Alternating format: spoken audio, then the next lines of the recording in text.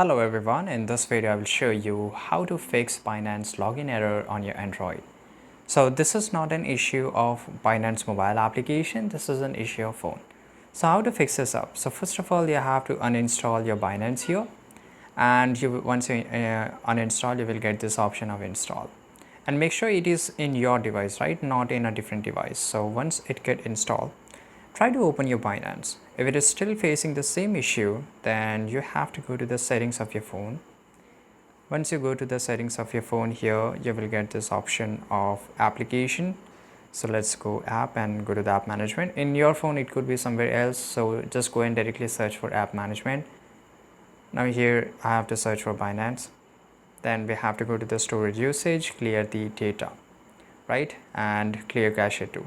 So what will happen if you just clear the data completely? You have to re-log in into your Binance mobile application. So now try to open it up. It will work perfectly fine. But one more thing guys, make sure you reboot your phone. So once you shut down and restart your phone, it will work perfectly fine. Thanks for watching this video. Subscribe.